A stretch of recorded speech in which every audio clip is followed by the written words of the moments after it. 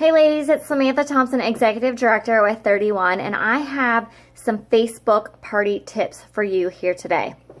So first and foremost, I want to start out by saying that originally I was not a Facebook party girl. I loved the home party and really knew that I could leave my house, pack up my stuff, go to a party, and I was going to get sales, bookings, and potential recruits and earn commission.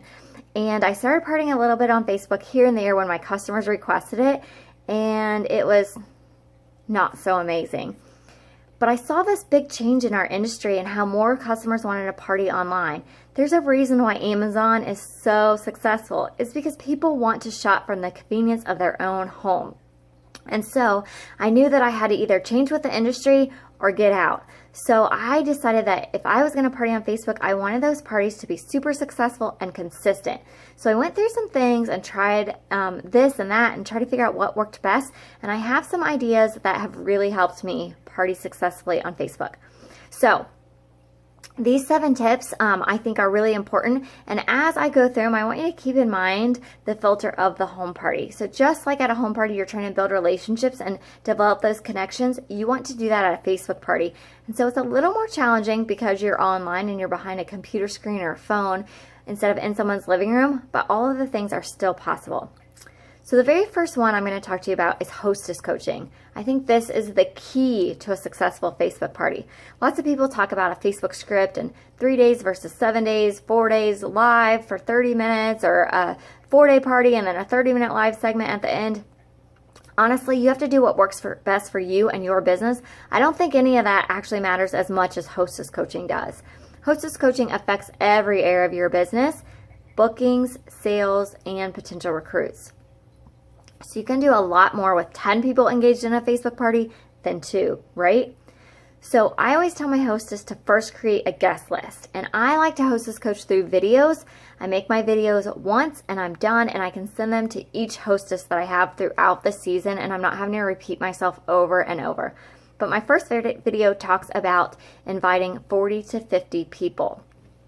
So I help her go through the list of who she should invite. So things like friends, relatives, coworkers, acquaintances, former classmates, people that she knows through her kids and spouse, and I help her with creating that guest list.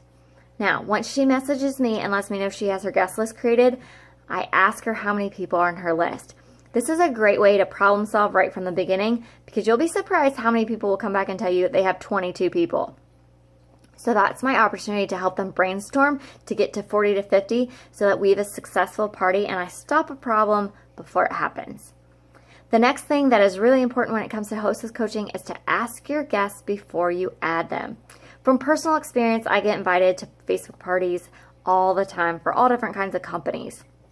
And oftentimes, I literally click leave group as soon as I'm added, because it's kind of annoying, and I see I'm in a group with 300 other people. The hostess doesn't even know I'm there. It takes me 4 or 5 minutes to even figure out who the hostess is and what the heck the product is.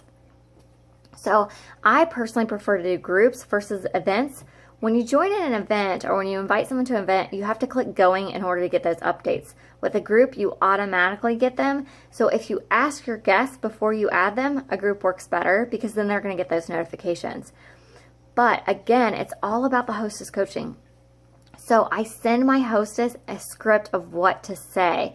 So there's no miscommunication, or I don't have to worry that she didn't do it or she said something that wasn't quite accurate. So I give her the script, and it might sound something like this. Hey Mary, I hope you're doing really well. I'm so excited because 31 just launched their new fall catalog. It's absolutely adorable, and I saw some things that I know you are going to love. I'm hosting a Facebook party. It's all online. Would it be okay if I invite you? So I get my hostess that wording to make sure that she's asking her guests before we add them.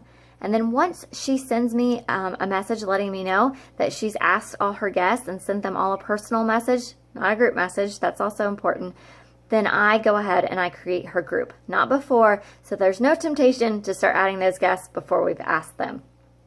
Okay, so you've got your group created. Now what happens, right? This is step number 2. I think it's so important that you introduce yourself. Share a picture of you and your family. Talk about your husband or your kids, your family interests, what you guys like to do in your free time. Share why you joined 31 and what 31 has done for you.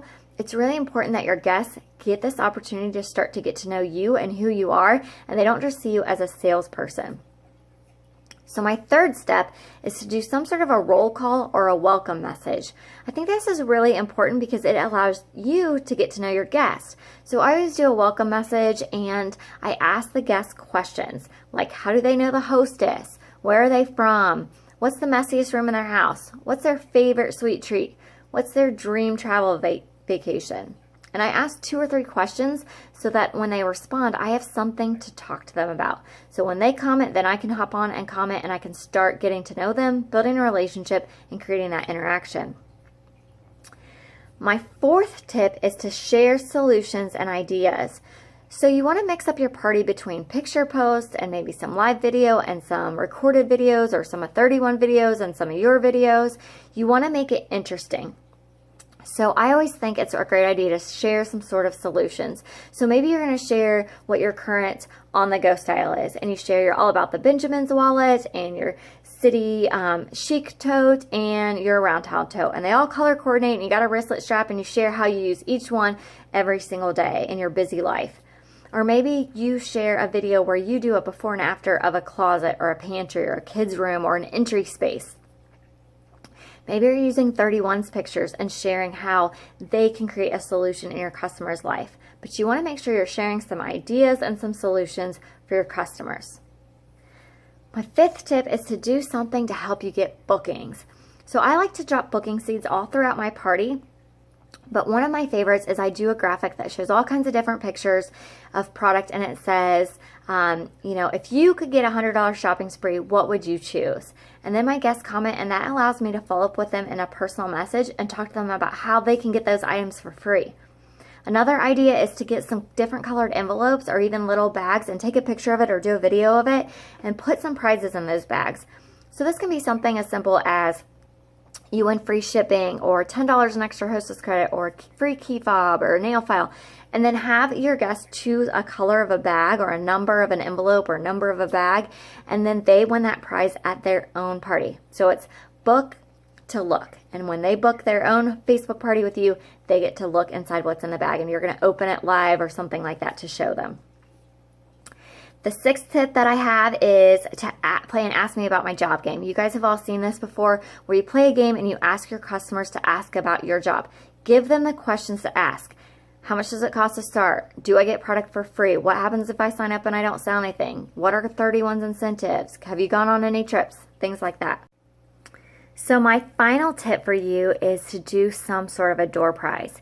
Typically what I do is a system with party points. So every time a guest comments on a post, they get points. Every time they like a post, if they join my team, if they place an order, if they order the customer special, if they join my VIP group, and then all those points get them an entry. Each point gets them an entry into my door prize drawing. This really helps to encourage the participation, which is really important in your party. Again, you want to go for that interaction. You're trying to build relationships with these ladies because they're your potential customers, hostesses, and team members. And if they're not commenting and interacting, it's hard for you to comment and interact with them. So you want to make sure that your host is commenting and that they're commenting. So some sort of system like that really helps with a door prize. Typically what I do for my prizes is $10 off a future order, or they can double it to $20 when they host an average party from Facebook party with me. Now keep in mind I said average, so that really makes a big difference. But you have to do what works best for your business. Another idea that I just heard and I really like is to do a door prize with Google Forms. So you can create a Google form and just put the link to that survey, and everyone who fills that out is entered into your door prize drawing. And you could do that and the party points together and work those in as 2 different posts. But basically, on that Google form, you can ask different questions like their name, their address, their email, their phone number. That way you can enter them into your virtual office. So even if they don't decide to order, you still have their contact information. And then you can ask questions. So rather than asking a question like, are you interested in partying with me? You could do something like, which party do you think you would prefer? Face-to-face at your home, face-to-face at a local restaurant, or Facebook? Or you could, do something like, how interested are you in learning more information about becoming a consultant? on a scale of 1 to 10. 1 to 4, I don't know anything about it. 5 to 7, I might be interested. I need some more information. 8 to 10, I definitely want more information. I'm ready to join your team, or something like that. But use that Google form to your advantage so that you can continue building relationships with these people outside of the party. The party really is just kind of your meeting place to get to meet these people, and then you really have to work at getting to know them and making them your customer and building a relationship with them. So just a quick recap, you want to make sure that you hostess coach your hostess to invite 40 to 50 people and to ask the guest before she adds them. You want to do some sort of an introduction so that your guests get to know you. Do a roll call or a welcome message so that you get to know the guest. Share some solutions and ideas for your customers. Do some sort of a game in order to get some bookings. Play an Ask Me About My Job game so you can figure out who might be interested in the opportunity. And then last but not least, do a door prize. So I hope these tips really help you with your Facebook parties. And if you want some more information, feel free to comment below. I can answer any questions, and make sure that you subscribe to my channel for more helpful videos on how to make your business successful. Thank you.